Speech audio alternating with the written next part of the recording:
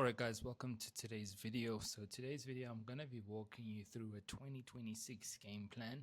Now, up until now, what I've just been doing is I've been creating a lot of videos walking you through the tactics, walking you through the step-by-steps, but I know a lot of you guys want to get a little bit more dense, a little bit more detailed in terms of, alright, what would be the overall game plan so that it's not just only the tips and the tactics when it comes to technology, but as a real estate agent, what is the best way for me to really succeed in 2026? And that's what I'm going to cover in today's video. So buckle up and I'll walk you through exactly what you need to understand specifically within this year and just the things that you need to ideally implement here in order for you guys to move forward. Now, because I speak with a lot of you guys every single day, I do understand that personally, I don't think that there's a knowledge issue at all. I think there's so much information online now. In fact, I have a supposition that we're just overstimulated with information.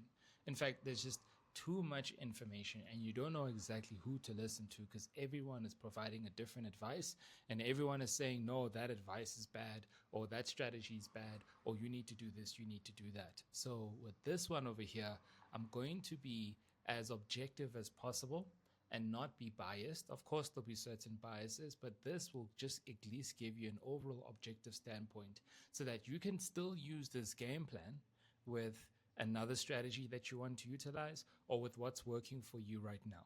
All right, so let's jump straight into this bad boy. So what I've done here is that I've highlighted about, let's count here, 3, 6, there's about 8 elements. And if you can focus on all 8 of these elements, of course, you can't do everything all at once unless you're very intentional about what you want. But if you can focus on all 8 elements consistently by building a routine, by building a structure around this, there's no reason why you will not conquer 2026. I don't care if you're not good with technology. I don't care if right now you're not closing any deals. I don't care if you don't have enough time. If you can focus all 8 elements on this, I'm telling you, you will succeed. And then what I will do is I'll cover the pillar and then I will walk over in terms of the game plan and I'll just give you a brief overview so that we can just move through all 8 as soon and as quickly as possible. All right, cool. So let's cover the first one, which is essentially speed. So your core focus for 2026, guys, is you essentially want to be using elements let me rather put it this way. You want to focus mainly on speed. That's the key word here. Speed, speed, speed, speed, speed. What is the difference between driving to Cape Town versus taking a flight? You fly there in 2 hours. You drive there, it takes you about 12 hours, 10 hours for the maniacs. But the purpose here is speed. Now, at the end of the day, if you're someone who doesn't really care about speed, you're more all about savoring the experience and taking your time, then by all means, go ahead and do it. But if your focus is to conquer 2026 specifically, then you want to start focusing on speed. All right. So as I've mentioned, you can take a car to Cape Town or you can take a plane to Cape Town.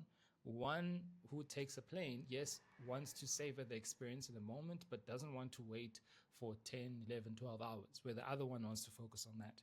So the focus and the element here ultimately is I want you guys to start learning more about understanding how technology and AI can help you time travel faster and quicker. It's as simple as that.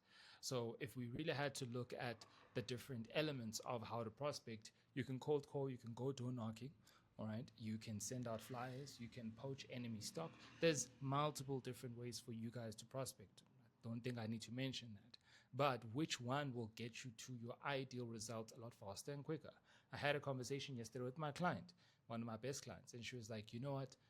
Right now, I'm looking at ways for us to optimize our Facebook ads so that at least we can get more quality leads so that we can get more deals. And she said something very interesting. She said to me that when she was consulting with ChatGPT, and yes, ChatGPT can be a bit biased. However, in this particular context, which I do agree with Chat, is that she was comparing all the different prospecting methods. And she was asking ChatGPT, all right, what would make more sense for me? Investing money into advertising? And then if I invest money into advertising, what is the probability of me getting a good quality lead and getting a seller out of that versus, for example, cold calling? And ChatGPT said that it would take you on average about 500 calls for you to then get a good quality seller versus 100 leads running Facebook ads for you to get a good quality seller. So at the end of the day, it's then now a question of money versus time. Someone who's got the money to invest into advertising can get 100 leads. Guys, I get clients who can get 100 leads in 2 days, 3 days. Of course, it depends on the area. But if all it takes is 100 lead for you to get a really good quality seller, then wouldn't you want to go for that option? And the nice thing about it is that with Meta, it does all the hard, dirty work for you. So you could be bedridden for 3 days and you still get that quality seller. Whereas if you're bedridden for 3 days and you're prospecting, you're cold calling, you now have to spend, what, a week or 2 or even 3 weeks to reach 500 leads? Because how many of you guys are actually making 100 calls a day? Not many. In fact, when I speak to a lot of you guys are just doing 10, 15, if lucky you do 20. How many days is it going to take for you to reach 500? Do you get what I'm saying? That's on average close to 3 weeks just for you to get one quality seller. But with AI, you can do that even in 1 day.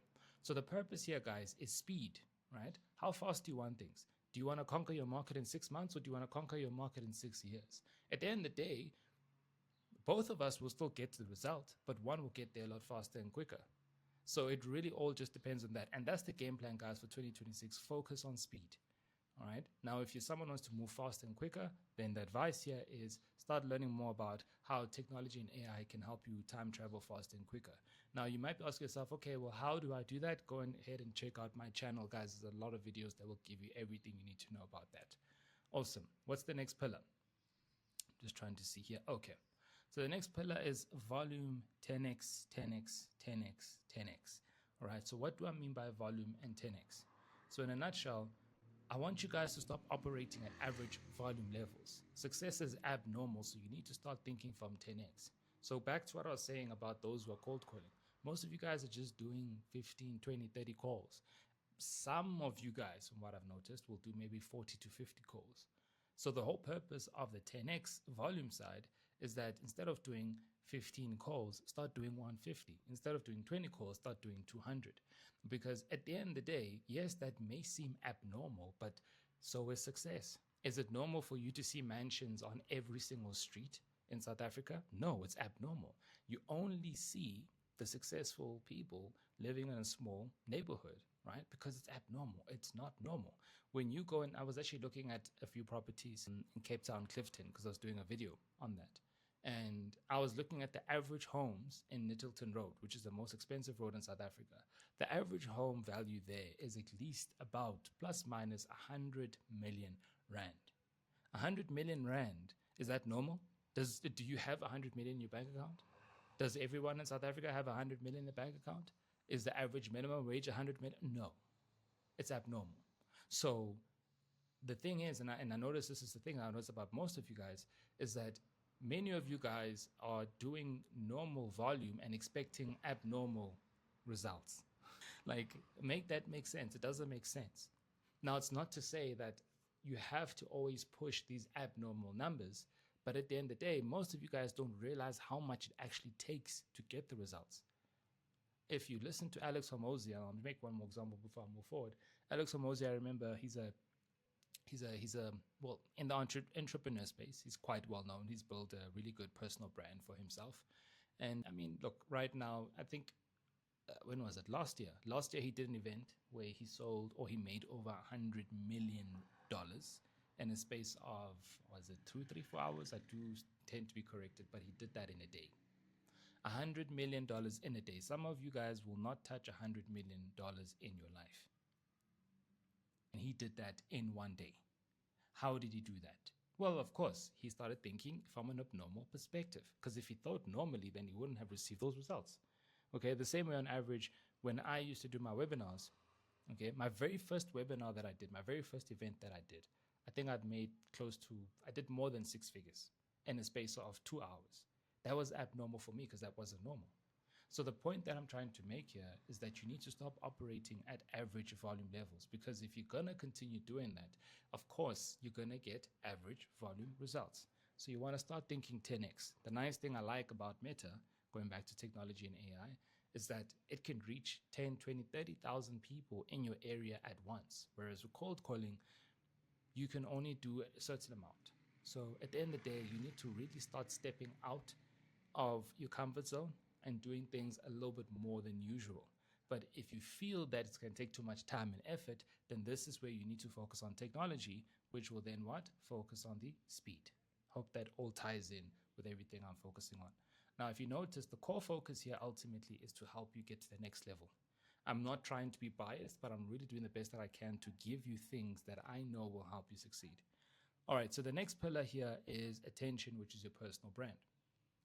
So the focus here for 2026 and for what every single one of you guys need to be doing is building your personal brand.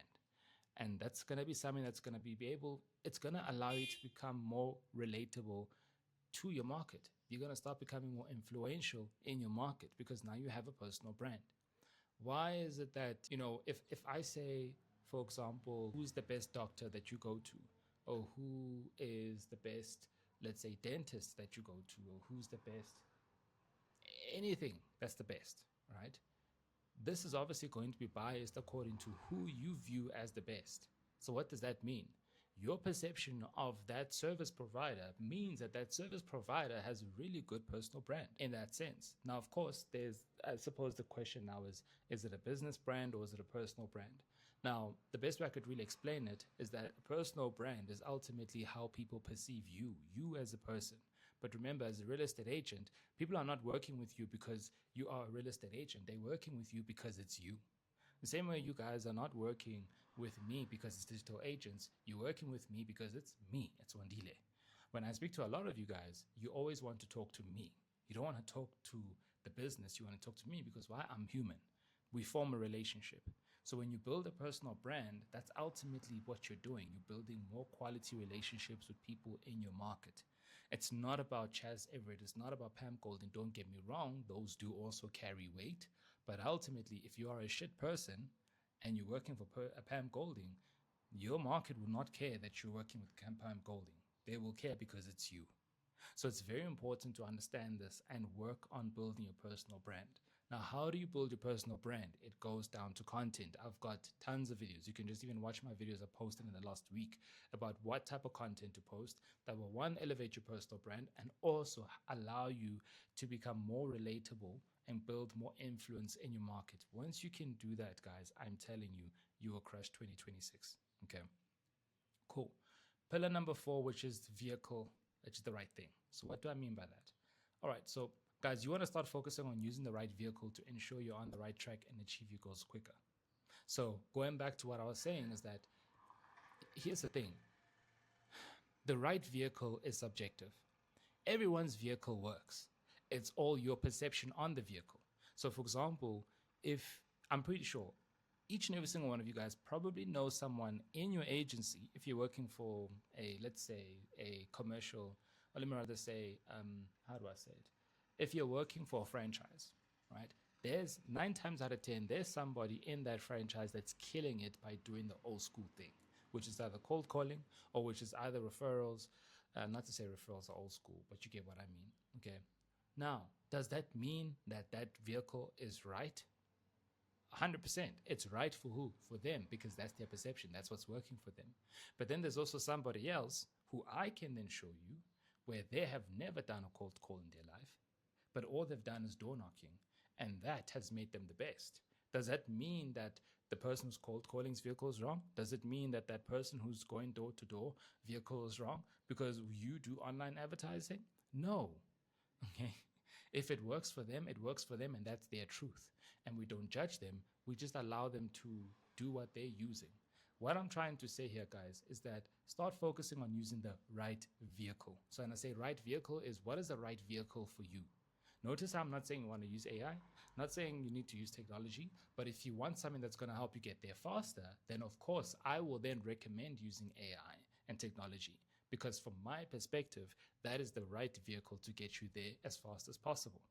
Now, the key element here is using the right vehicle to ensure you're on the right track to achieve your goals. What is the key word here? Quicker. So if you want to get to your goals but not quicker, then of course there's other vehicles that will get you there. It might take a little bit longer.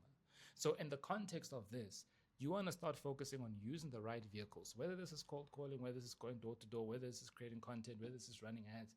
Use the right vehicle to ensure that you're on the right track and achieve your goals quicker. So for me, If you're on the right track and you're achieving your goals quicker, then that is the best way to use technology and AI, because you're on the right track 100% because there's tons of evidence. Go on my social media pages, you'll see there's a ton of evidence. Go look at my emails, you'll see there's a ton of evidence. So that means that it's definitely on the right track. And it will help you achieve your goals quicker. Of course, I've got the evidence for that. So at the end of the day, you really just have to do your own research and figure out what's going to be the right vehicle for you. Awesome. The next one is, oh yes, mindset, skills, character, and belief, which we'll cover now in a second.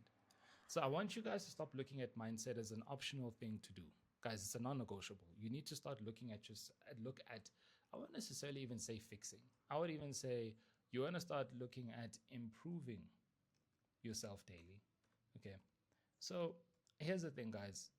And I don't want to get too deep about this, but there's a guy called Wes Watson. He's definitely made a massive impact for me. I really enjoy his mindset. And he says that your success will never exceed the level of your personal development. And what he's basically saying is that your success will never exceed the amount of work that you put into who? Yourself. Let me rather put this into context. Okay. I know many people, for example, who don't read, and that's great. But now at the same time, because they're not reading and they're not expanding their minds, or they're not trying to explore different aspects of, who they really are, or how they can improve, or how they can, get to the next level, they stay in one place, because you don't know what you don't know. You can only go as far as what you don't know, or as far as what you know. So for me personally, and again, I'm just going to speak from my experience, I read a lot because I love to learn. I read a lot because I'm curious to see how other people think. I read a lot because I am not ignorant. I don't believe that I know everything. They even say that the most smartest people in the world are the people who are curious, are the people who admit that they don't know everything. And then the people who admit that they know everything are typically the people that stay stuck, because you only know as far as you know. Okay, your level of experience can only be experienced from your perspective. Guys, I am not in a million places at once. So who am I to say that I know life? I'm not in a million places at once. So how can I experience life from every other person's perspective if I can only see it from my lens? Do you get what I'm saying? So the purpose here, and the reason why I'm saying this, is that many of you guys look at mindset as like an optional thing. Oh, I need to be motivational. It's not even that, guys. It goes far beyond that. So one element I want you guys to start looking at, really just to help you guys improve and to start thinking broadly, is something that I learned from Alex Hormozi, which he speaks about skills, character, and beliefs. So he says that you need to ask yourself, the people that are ahead of me, what skill sets do they possess that I don't possess? What character traits do they possess that I don't possess? And what beliefs do they have about the world that they possess that I don't possess? This in and of itself is going to open and expand your mind, because remember, as I said, you're not in a million places at once. So if you're not in a million places at once, then how do you have the perspective of knowing what your life is all about, since you don't know anything, right? If anything, the fact that you don't know anything is such a blessing, because now you can start to learn, and then you can compare it with what you know, take what you can resonate with, take what inspires you, take what moves you, take what excites you, implement it to what you know, and then that's how you grow. But then just completely just saying that you know everything and you don't need to learn, then of course that's what keeps you stuck. Of course that's what causes depression. Of course that's what causes anxiety, because you're not growing.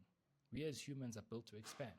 So once you start to ask yourself those three questions, ultimately what it then does is that it allows you to put yourself in a state of, okay, let's say, for example, I'll give you a prime example. So going back to Wes Watson, okay? So when I'm speaking from a skill perspective, this man can articulate himself to a T. And that's why I was attracted to watching his content, because I loved how he was able to piece complex concepts and string them together in such a simplistic manner in a few sentences without having to over explain himself, where it was just perfect. It just flowed. Now, again, if I was someone who assumed that I knew everything, then of course I was going to reject that. But the minute I saw, hey, I like what this guy says, I like how he is able to articulate himself, I then put myself in a place of, okay, let me learn from what this guy is talking about. And then that's when I bought his book. That's when I started watching his content. And then lo and behold, I started adopting his mannerisms. Okay. Now, obviously, I took what I could get from him and then I removed what I didn't like, really. But ultimately, now when I get compliments about, I like how you're able to piece together complex concepts about AI and technology and how you're able to explain things and how you're able to put things together and how you make it so easy for us to understand. It was not because I then assumed that, okay, I know how to engage and that's that. No, I found what I liked. And he says it's a concept called acquire what you admire. So you find what you like in other people, and then you take what you get from them, right? What you admire, and then you acquire it into your own skill sets. So that's what I want you guys to do. Go and find every single person who inspires you. Look at their skill sets that they possess that you would like to also possess and start working on it. It's that simple. Character traits. Another thing that I liked about Wes Watson, he's very disciplined. Guy wakes up at 2:45 every single morning. Now, I'm a morning person, so of course, I find that more attractive. So, again, acquire what you admire. Does that resonate for everyone? No. But that for me was like, I like what this guy's doing. Perfect. Okay, I'm gonna take that. Now, of course, there's been other people that have influenced me to be very disciplined, but I would say it all stemmed from that. And because that's where it stemmed from, that's how I was able to build up that discipline. But if I was closed off and I told myself, oh, well, I'm smart, I don't need to do all this stuff, or I'm just going to close it off, I don't think I'd be where I am today. Because at some level of success, there has to be some focus of discipline because you have to focus on one thing for a prolonged period of time to figure out what needs to work, what doesn't work. And sometimes it takes a little bit of time. For certain people, it may take a couple of months. For certain people, it may take a couple of years. But for me, it was just an ongoing process. And then lastly, beliefs. This guy really challenged my beliefs.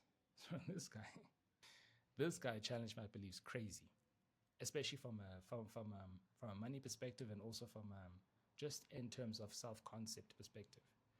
This guy, for example, left jail 7 years ago, but if you had to see what he's accomplished, he's ran laps on so many people. Why was that the case? Because he was able to build an unbreakable, and let me rather say an unbreakable mindset in jail. So in one of the most negative places, he was able to find happiness, not necessarily happiness, but contentment. And then he took all those beliefs and he put that into the real world. And that for me was very powerful. Another big belief of his is that like this guy does about 6 figures a day. For him, a perfect day is when he makes 6 figures a day. That's 2 million rand a day. Now, if you are not surrounded by people that are making that amount of money, for you, you may feel like 1 million rand a month is a lot. But for him, 1 million rand a month is, he's losing everything. For him, making 2 million a day, that's his barometer. So notice, for some of you guys who might be watching this, like, whoa, that's a lot. Exactly. What did that do? It triggered what? Something. It triggered your belief. What is it doing? It's expanding you. So when it comes to skills, character, and belief, it's all about how can you expand your beliefs? How can you expand your character traits? How can you expand your skill sets? Because if you're constantly going to stay contracted, if you're not going to grow, guys, what did I say? Your level of success will never exceed your level of personal development. Had I not been working on myself, I don't even know how I'd be able to handle the things that I need to handle right now. The situations, the stresses, the delays. I would have crumbled. But because I've expanded on all three of these, you will never, ever, ever hear me say that I'm depressed. You'll never hear me say that I'm sad. You'll never hear me say that I'm frustrated because I understand why certain things happen. I understand and I have the discernment of why it's happening. If anything, I'm looking at it as this is strengthening my character. If anything, I'm looking at it as a blessing. When certain things are not happening the way that I want them to, I'm like, okay, cool. What can I extract from this message? And how can I allow this to help me grow and build? So that I know that all it's just really doing is that it's building the strength and the capacity for me to be able to be responsible for more. But if I don't have that discernment, of course, I'm going to look at it from a victim mindset. So that, as I would say, guys, this is one of the most important pillars. Honestly, I'd be depressed if I didn't expand myself, but I know that this is all building me. And that is the key element here at the end of the day. Okay, cool. How many is left? Environment. Or I think is it compound interest? And I said I didn't want to go on tangents and I did here. Anyways, cool. Environment. Contagious. So guys, I want you to stop hanging around people who are not where you want to be. And I want you to put more focused attention and awareness on the people around you and fix where necessary.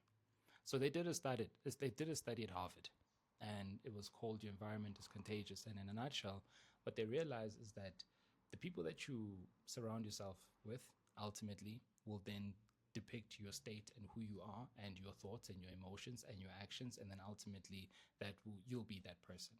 So for example, what they realized is that if I'm fit but you as my best friend, if you're overweight, that means that there's if I'm not mistaken, a 40% chance that I'll become overweight purely by association. Now let's say your friend, okay, is let's say your friend, for example, is overweight, but me and you, we fit. That means I have a 20% chance of being overweight because of your association with your best friend who's overweight. So what does that mean? Your environment is so key. Your environment is contagious. But it's not just only about friends, it's also what you consume. What are you consuming? Are you constantly looking at the news where all they're doing is spitting out negativity, stress, problems, things that's going wrong? Are you constantly surrounded by people who's always looking at the glass half empty? Are you constantly looking at social media where people are always just complaining and stressing? Because remember, you are the sum average of the 5 people that you hang around with. You're the sum average of the most content that you consume. You're the sum average of the things that you put into your mind. You're the sum average of what you put into your brain. So at the end of the day, you are really just the sum average of everything that you consume. And that's why for many of you who are like, well, why is my life not where it is? You need to start looking at the things that you're consuming. It's really just that, guys. We need to boil it down. It's really just that. Who are you associating yourself with? What are you consuming? If you find yourself always looking at the glass always half empty, I can tell you right now it's based on what you're consuming. It's that simple. It really is that simple. So you want to put more focused attention and awareness on the things that you're consuming, the people that you're around, because that is very key. I am very, very, very particular about what I consume. I just go on social media to post and then I'm out. I don't look at the news. If anyone always talks about negativity or complaints, I listen, don't get me wrong. I mean, that's their perspective, but I don't dwell on it anymore. I'm like, okay, cool, that's their truth, that's that. But for me, in my world, in my reality, none of that exists. And when I say it doesn't exist, I mean that it doesn't affect me. Does it mean that I still go through it? Yes. But I don't look at it from a perspective of, okay, this is who I am now based from this situation. I don't let any circumstance determine who I am. Never. And the minute you start to do that, that's when things start to change. And it's very important for you to start focusing on putting your time and your attention on that. Otherwise, guys, it's just going to paralyze you. And that's why I always like to say that everything is a reflection of you. Life is a window. Life is a mirror. It's not a window at the end of the day. Okay, last two. Compound interest. Okay, guys, so you want to use compound interest as your ally instead of your enemy. Now, I want to give you guys a little bit of context about this. So many of you guys may view compound interest as a perspective of, from a finance perspective. Yes, you can. I mean, I think they said compound interest is the eighth wonder of the world, if I'm not mistaken. I do stand to be corrected on that.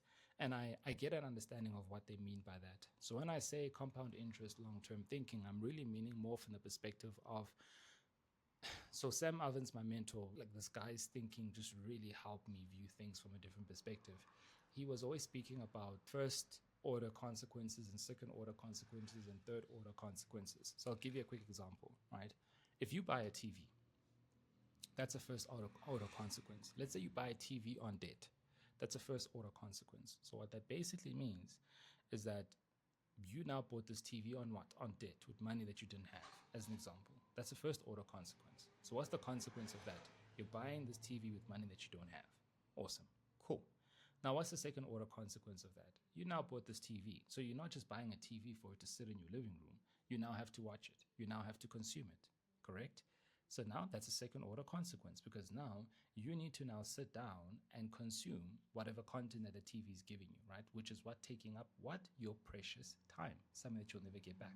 That's a second order consequence. Now that time that you're spending watching that TV, which could be taken away from you either doing some work or you improving yourself, all right? That is what's ultimately going to keep you what? Stuck and stagnant for how many years? God knows how long. That's a third order consequence. But most oftentimes, the third and the fourth order consequences only start to smack you in the face after 5, 6, 7 years.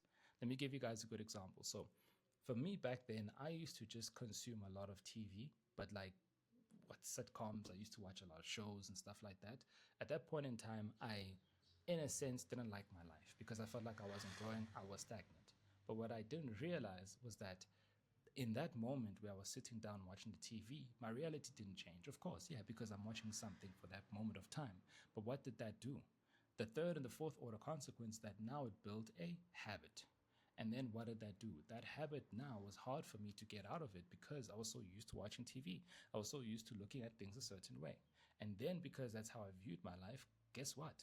I wasn't reading. I wasn't improving myself. I was staying stuck. And then I only realized after 2 to 3 years, like, hold on, wait a minute.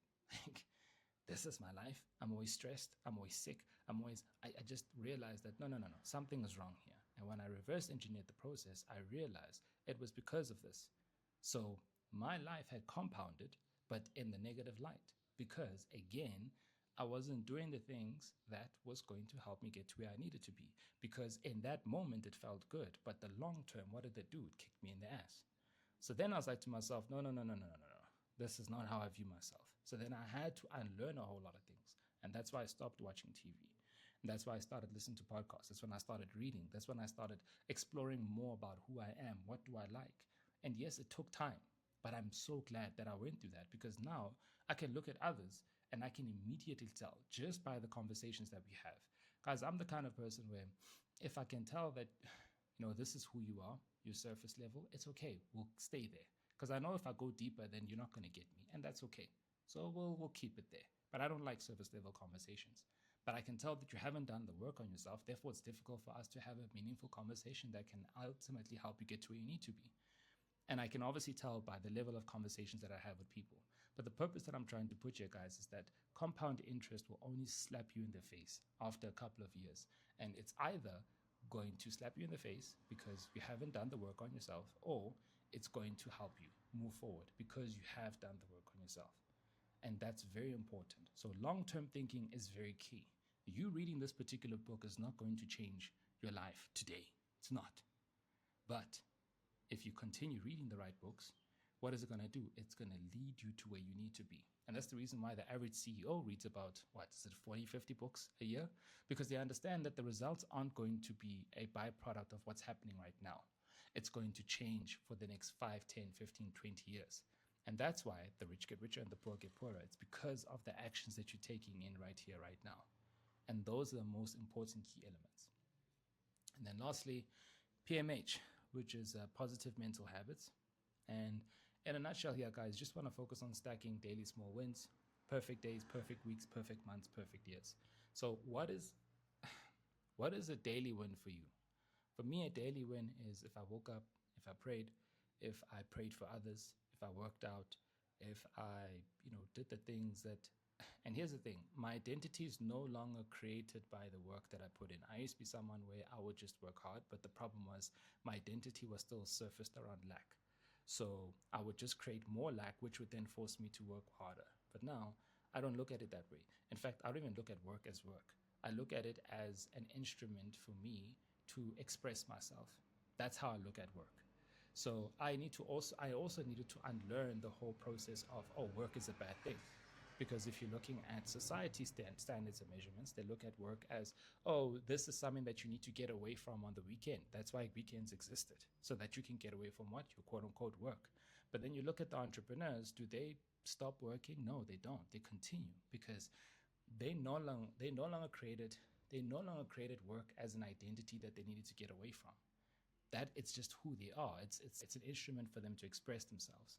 So if you are still in that motion of, I need to take a break from this, then ultimately you are not viewing the work as expression, but you're looking at the work as something that you have to do.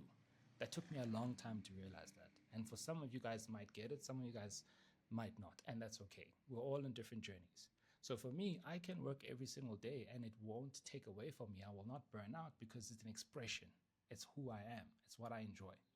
Now, with some of you guys, you might want to take a break from it, but then ultimately, if you're taking a break from it, then is it an expression of you, or is it something that you feel like you have to do in order for you, to pay the bills, to do all those things? These are questions you need to ask yourselves, guys. So once you can figure that out, now you want to start looking at, okay, cool. What does a daily win for me look like? What does a perfect day for me look like? And once you can identify that, and again, it's from an expression of who you are. So if you know that you like helping your clients, if you know that you like, for example, let's say you like eating healthy or feeling good.